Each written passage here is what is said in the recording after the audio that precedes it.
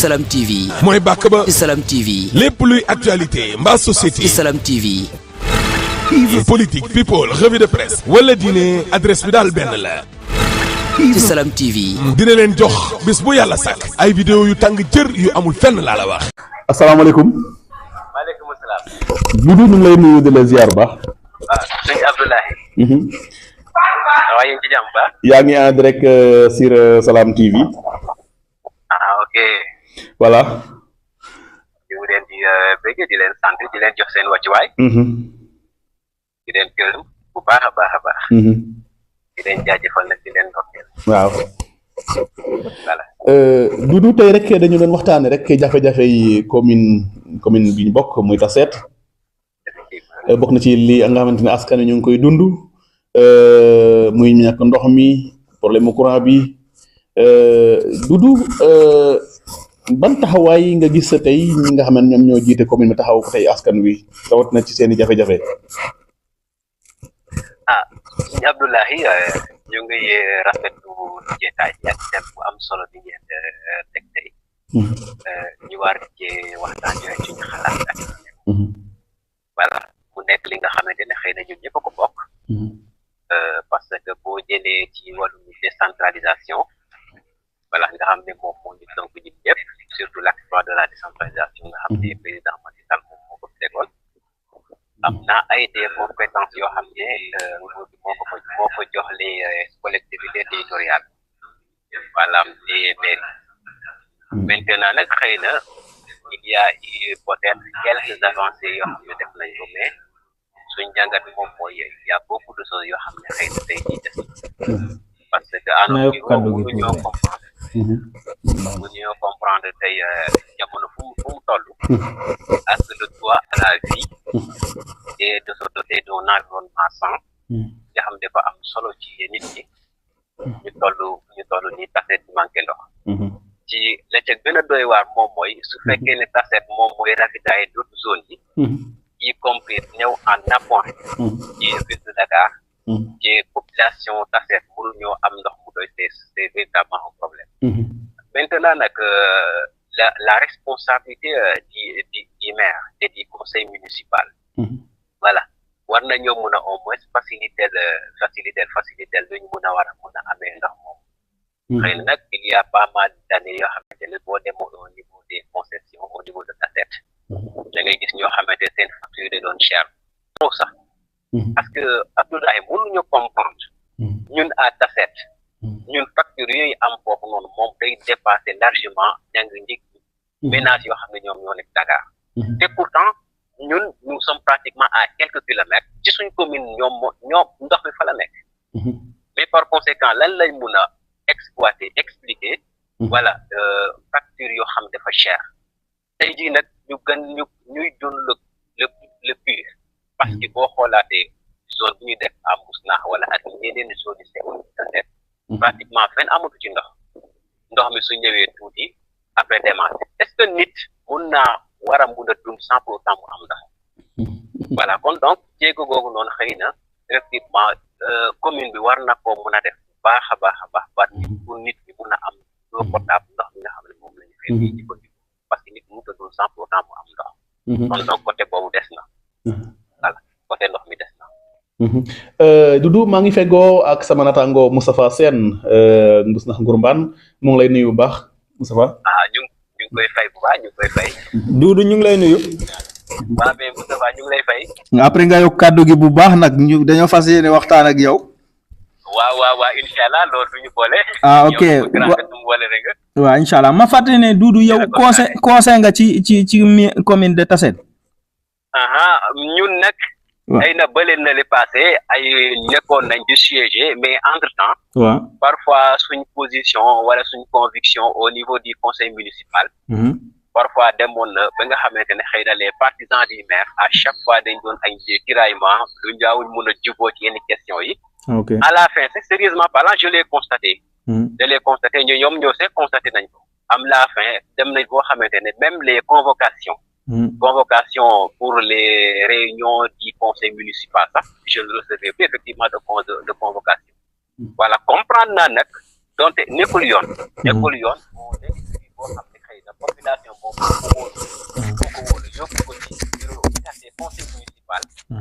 voilà kooku noonu am des prérogatives yi nga xam ne war na ko mun a dox parce que nous sommes les ambassadeurs de la population côté côté conseil municipal par conséquent normalement su fekkee ne deful xaj ak seen war normalement su joxee ay les convocations au moins war na koo def le tout pour mu faire parvenir à nous comme ça ñu mun a assister aux réunions du conseil municipal mais donc peut-être il l'avait fait le maire et le bureau municipal dañ ko doon def de façon partisane ou bien de façon arbitraire pour parfois ñu pulvériser waa yoo xam ne xëy na dañ doon jóg di leen contester ci yenn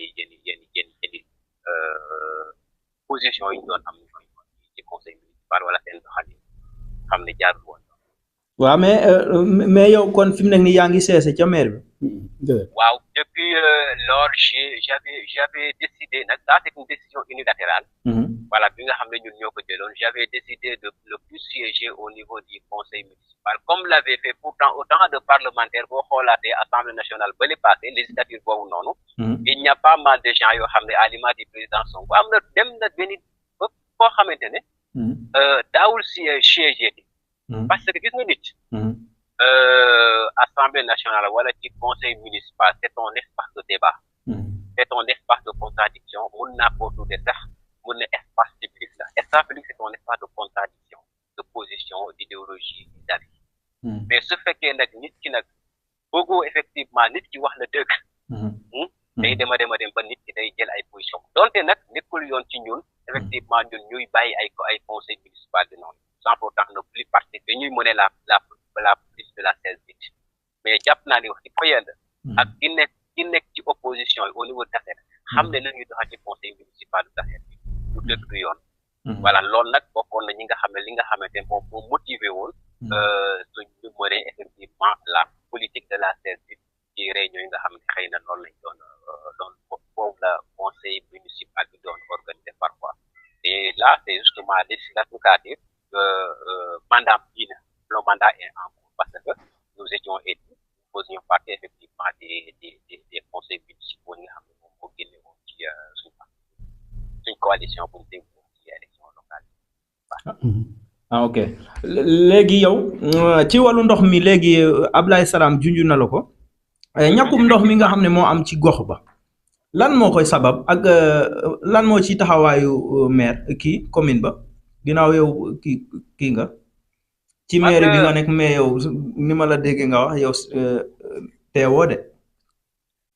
teewuñu fa mais gis nga dafa am loo xam ne da ngay def genre prospective am na ñi ko jàng tuuti. ay la prospective dañ jàpp dafa baax ci ni ñuy gérer affaire surtout la chose publique ou bien les affaires publiques.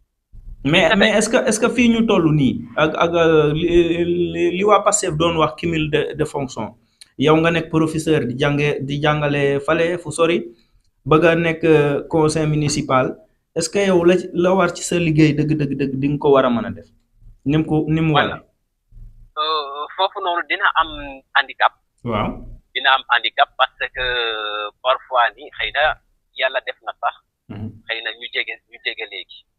ba nga xamante ne xëy na suñ amoon conseil municipal su ma ko yéggee à temps selon code bi nu mu ko waxee war nañ cee mën a def parce que sore mais am na benn yoolu moment yoo xam ne xëy na benn instant avant ñun ñuy jël fonction parce que li ma la doon wax njëkk moom instant boobu noonu nekkaguñ woon professeur mais entre temps bu ñu nekkee professeur dañu xawoon sori kon li nga wax noonu effectivement je suis tout à fait d'accord parce que tey jii par exemple munoo nekk Fouta voilà nga war a mën a am tey réunion au niveau du conseil municipal à Tassette xam nga loolu moom c'est munoo jóge Fouta ñëw foofu noonu ñëw effectivement pour assister voilà maintenant nag ci côté boobu noonu xëy na c'était une sorte de paralysie xam nga waa PASTEF ay poste électif lañ wax wala nominatif voilà boo xoolaatee ñi nga xam ne dañ leen élire ci ay yenn poste mais conseil dafa am solo nag koo xam ne yow bit si maire bi yéen a koy wal di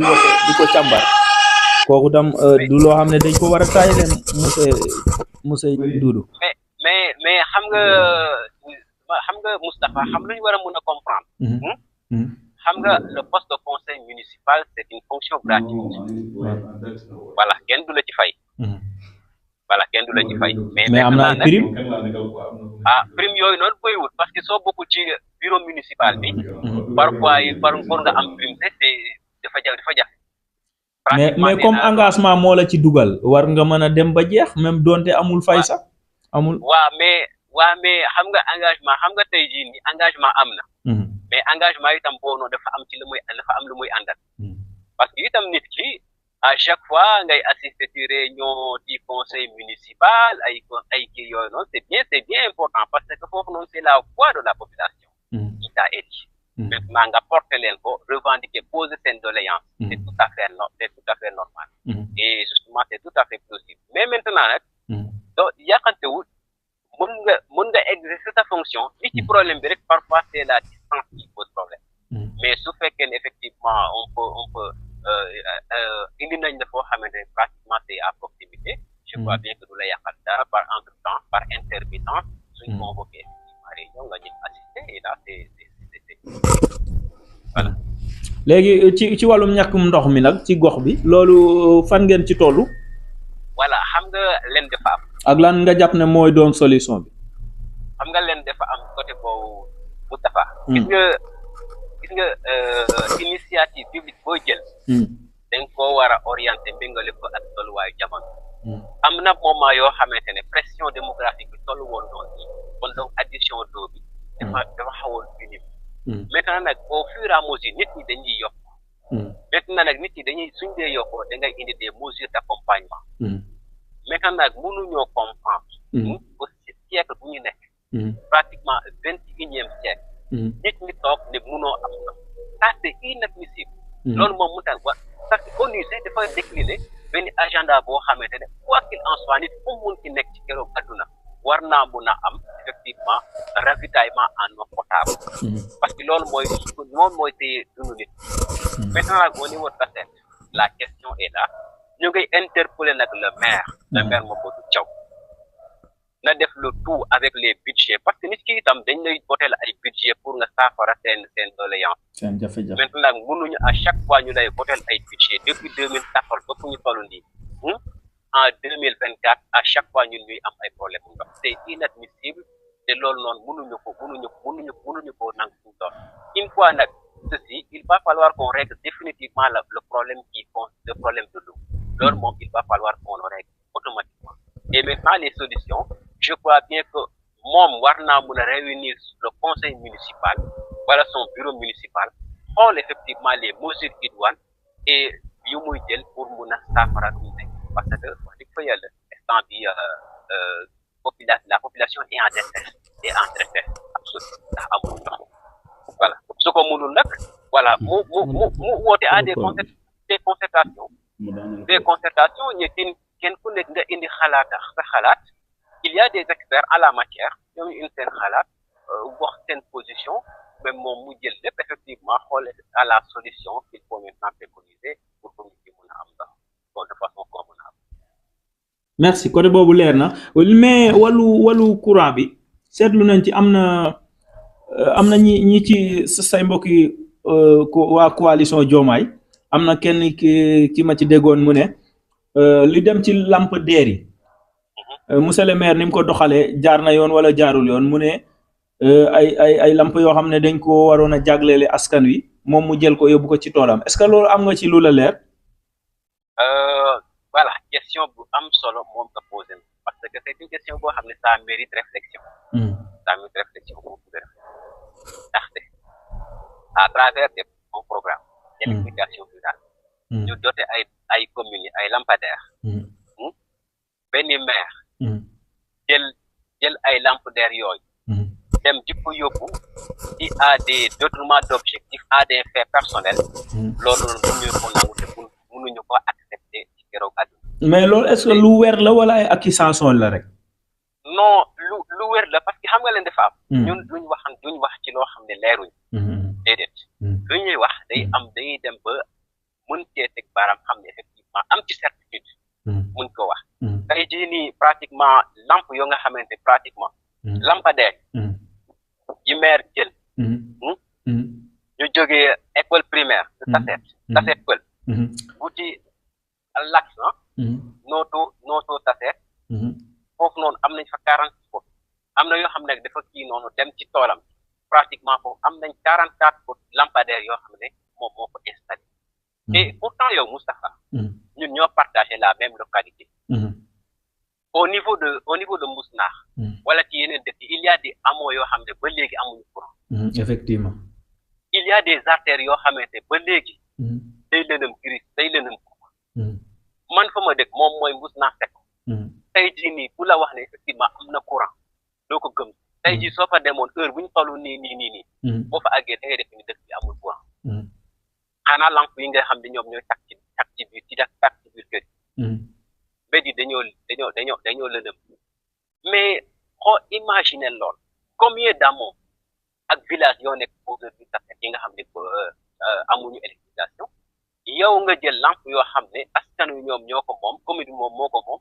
nga koy samp ba ay ba say concession da say faire say kii personnel say entreprise personnel c'est inadmissible te gis nga ces actes là doivent impérativement cesser nit ñi su bëggee ay lampes il n'a qu'à aller acheter ces lampes parce que am na moyen parce que depuis loolu muy diriger am na benn kii boo xam organe boo xam ne joxoon nañ ko duggaguñ ci loolu nag moom mooy PNDL par conséquent lampadaires yooyu nekkul ne da ko war a utiliser à des fins personnelles pour éclaircir li nga xam ne moom moo ko moom c'est destiné à la population de Tassette kon non ko jox population bi nga xam ne moom moo ko moom ba léegi effectivement nit ñi ñu ngi ci dëndëm et donc war nañoo mën a def le tout pour lampadaires yooyu dem ko je suis dans une commune qui s'appelle aujourd'hui Kilmaxa boo rombee fii yëpp il y a eu des lampadaires yoo xam ne dafa jalonné lépp leer nañ waa Kilmaxa fii nii lan lañ ëppale waa Tassette te ñun ñoo leen fukki junni ay ressources pourquoi ces détournements d'objectifs à des fins personnelles yi nga xam ne moom Mamadou Thiaw moom moo ko def te ñu ngi koy dénoncé te fu mu munti kii dañ war dem ak moom parce que moomul lampadaire yi su ko demee négocier au nom maintenant de Tassette de la commune de Tassette moo tax ñu jox ko kon donc na def le tout pour delloo waa Tassette li nga xam ne ñoom ñoo ko moom parce que Tassette desal ko dara fu mu toll nii moom moo desal waa Tassette lan ngeen di xaar ci lampadaire yooyu na def le tout pour ramoner ko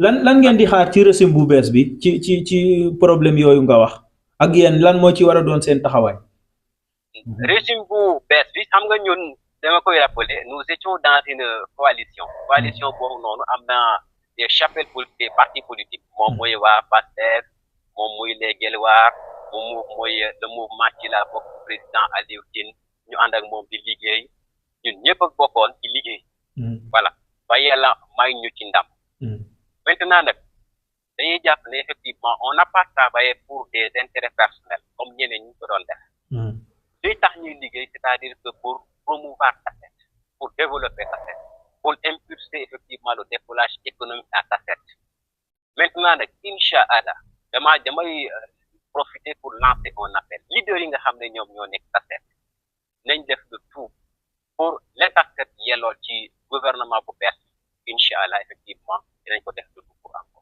parce que itam dañ ci am benn atout boo xam ne ce n'est pas benn atout non négligeable ñun on est une commune frontalière avec Ndiaganiao te tey le président son excellence Bassirou Diomaye Faye ignoré wul Tassette xam na Tassette am na ay mbokk Tassette su defalee Tassette da ko war a defal su ko defal tam da ko war a defal maintenant nag mën na jël ay initiative pour les communes y compris la commune de Tassette mais ñi nga xam ne ñun ñooy acteurs politiques incha allah bu ci yàlla àndee dinañ def le tout pour nouveau régime bi nga xam ne xëy na dans son projet am na yu bëri yoo xam ne da koo jagleel les collectivités territoriales voilà dinañ def le tout effectivement Tassette sant ci boppam parce que régime bi nga xam ne moom moo fi jóge wax dëgg fa yàlla ak sa néew gisuñu loo xam ne des infrastructures yi nga xam ne peut-être de grande importance des infrastructures grandioses yi nga xam ne peut-être xëy na am na Tassette am na ko jiite pourtant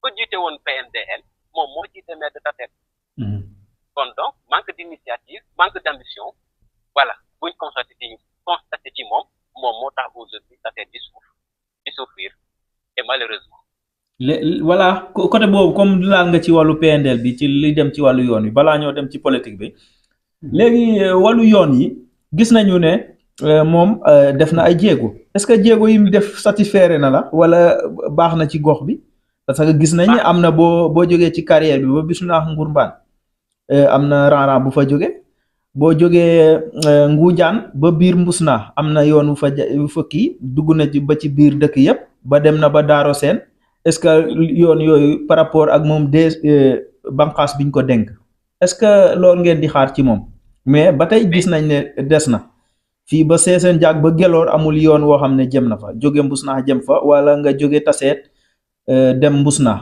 parce que loolu tam laata moom ñu ko fay jële ndax gis nañ ne moom régime bi mu bokkoon jóge na fa kon gis nañ ne moom yow da ngaa gis sax laata war naa bokk ci ñi ñu bale moom maire ci banqaas ba mu nekk ci ñuy bale ñi ñu war a bale mu able moom loolu noonu ça dépend de l'appréciation du président parce que boo xoolaatee te am na loo xamante xëy na gëstu nañ tuuti programme bi le projet du président Diomaye di tandem Diomaye Sonko xam nga am na des organes yoo xamante ne wala des kii yoo xamante ne des institutions yoo xam ne dañoo préconiser à ce que ñu fusionner leen parce que boole leen ñu doon benn boole leen ñu doon benn et là je crois bien qu'effectivement c'est très très très très important parce que loolu noonu ça permettra un peu d'économiser en termes de rémunération ñi nga xam ne ñoom ñoo doon diriger effectivement agence yooyu noonu mais dina ci am tuuti benn efficacité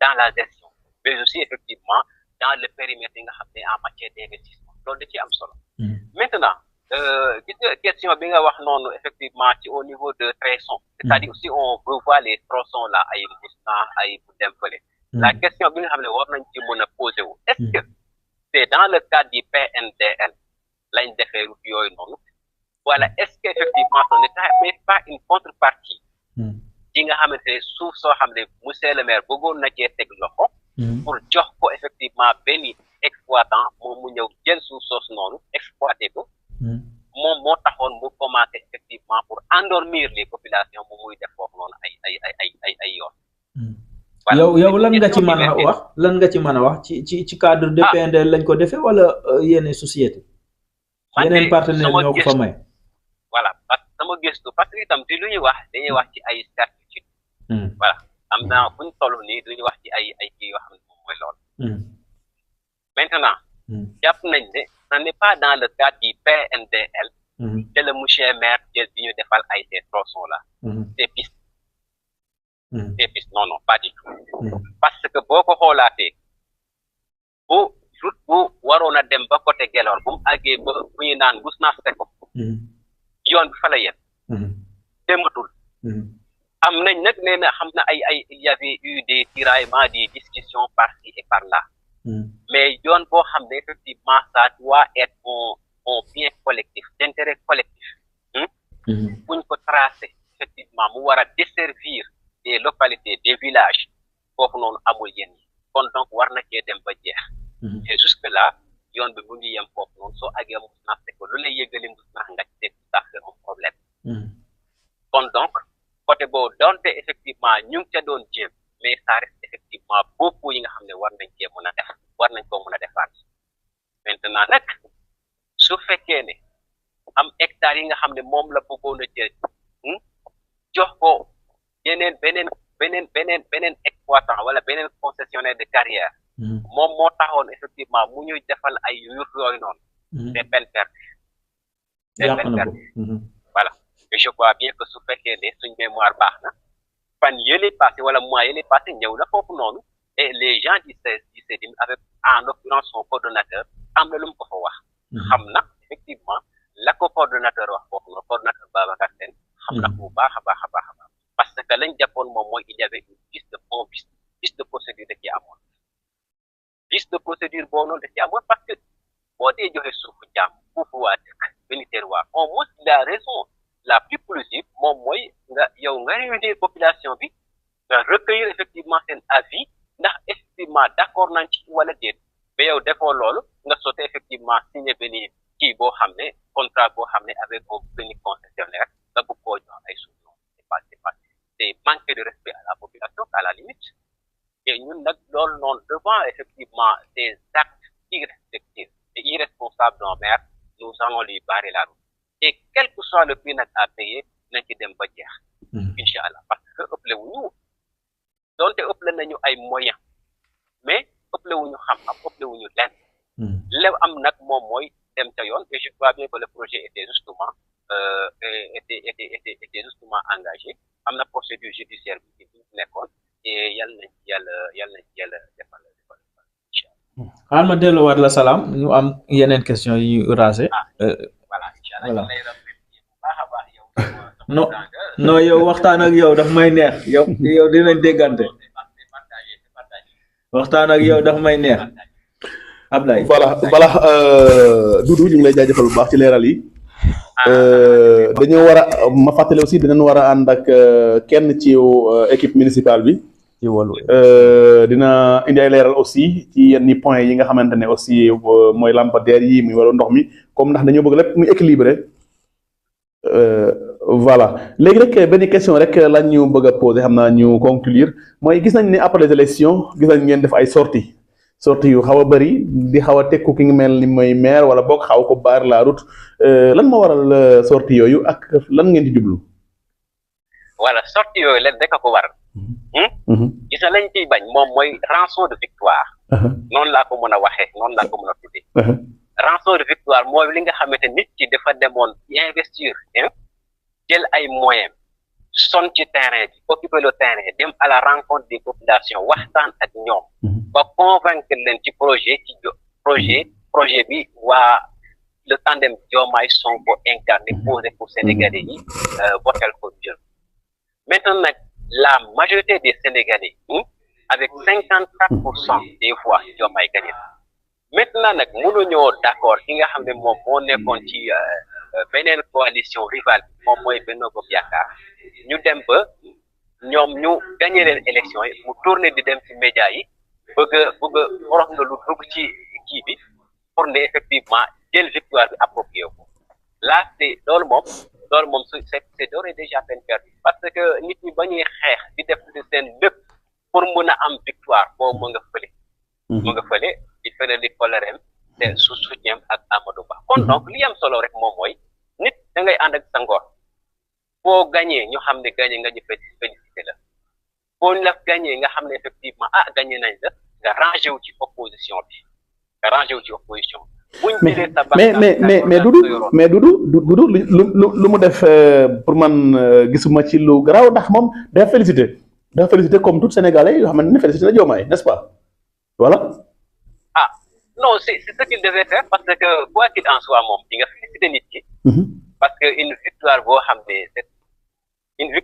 ne moom kenn mënu koo laam-laam une victoire aussi éclatante pas de contestation possible yow loolu li nga mën a def moom mooy féliciter le gagnant voilà maintenant nag féliciter le gagnant dañ cee war a dolliwaat ne wax ne comme que gagné nañ ñu ngi koy ñaan yàlla may ko ndam ci projet bu nga xamante moom la engagé yàlla may ko ci ndam ñun nag ñu ngi ci opposition dinañ incarner opposition parce que itam nit na nga mën a gouverner noonu nga war a mën a opposer constitution de ko consacré il y a effectivement le gouvernement incarné effectivement par le parti ou bien la coalition gagnante mais à côté il y a chaque fois opposition voilà mais loolu su amul rek pratiquement démocratie mënu faa am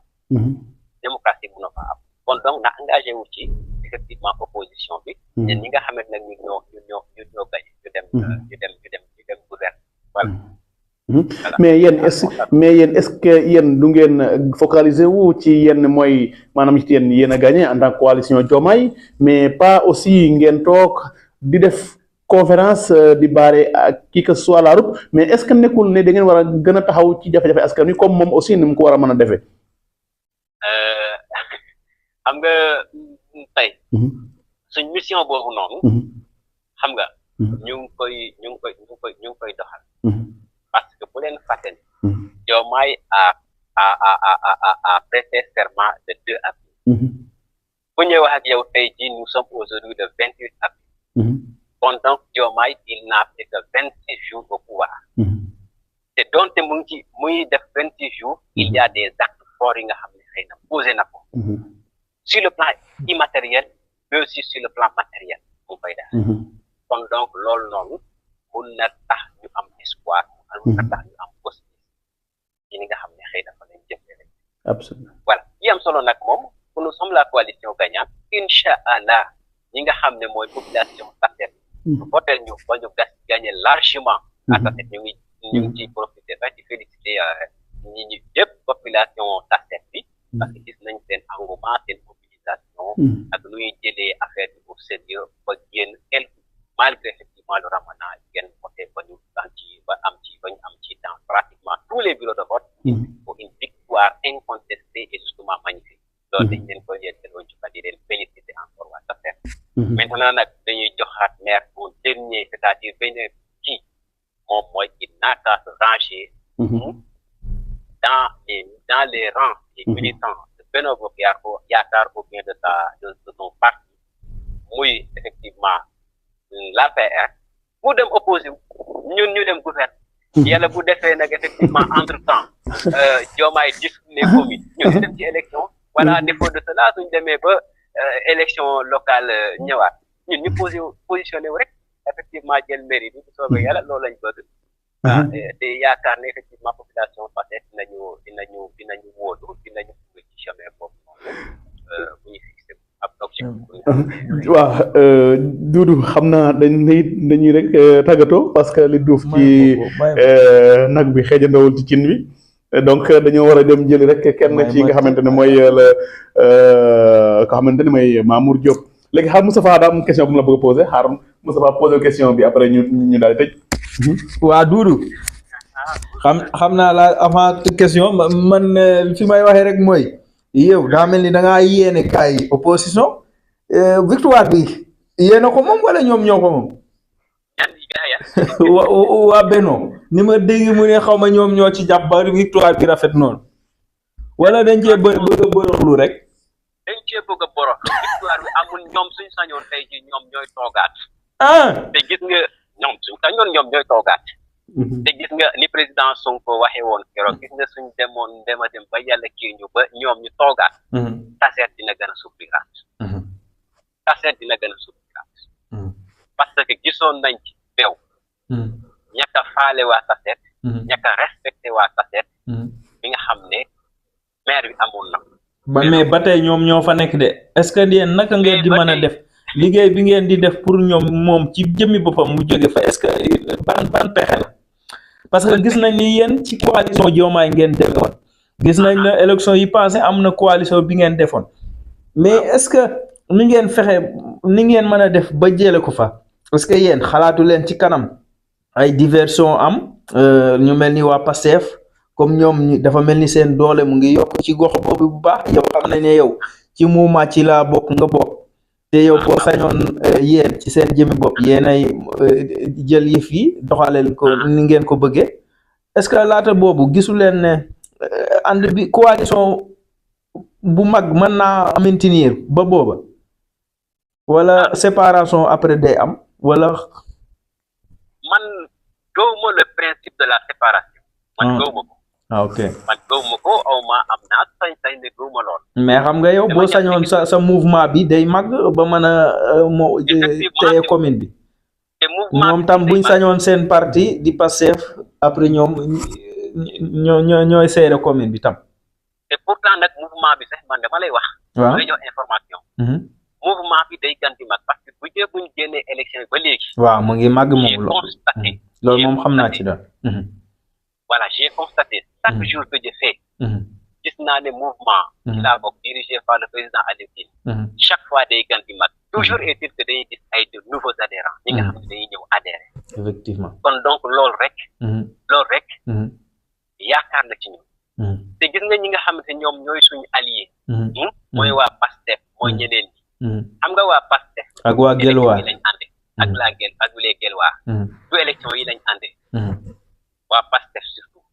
élection locale ñun ñoo àndoon. waaw bokk objectif bi. xeex ba yàlla def. ñu may kële victoire am ñu félicité boo ci. effectivement. maintenant nag il y a eu des intérêts. mais intérêt yooyu noonu dañ koy mën nañ ko expliquer parfois parce que ce qui nous intéresse c'est l'intérêt supérieur de changement. Et il nous appartient de responsabilité tout entière, de pouvoir parfois taire nos divergences et maintenant de tendre vers un idéal commun. Idéal commun, comment effectivement parvenir à un changement au niveau de la tête.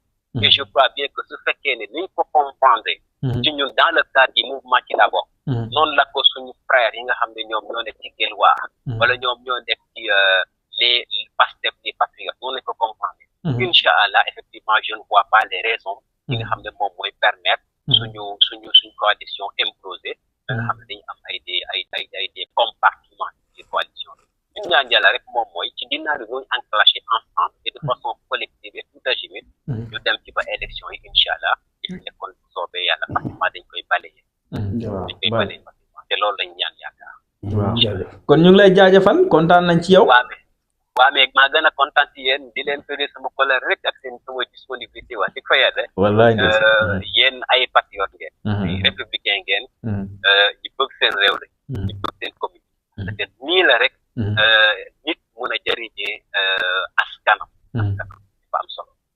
di ngeen di mën a permettre ñuy exprimer wu parce que auparavant lii amul woon. lii amul woon kon donc su taxawee su tey jotee tey ñun ñuy wax ñun ñuy déglu. c'est-à-dire que yéen a nekk les agents facilitateurs le changement su amee ëllëg itam dañu xam ne effectivement yéen a nekk les acteurs principaux de ce changement. moom moo tax dañuy delluwaat kolare yéen ñoom ñëpp et di féliciter itam suñu leader du mouvement mooy Aliou Diop.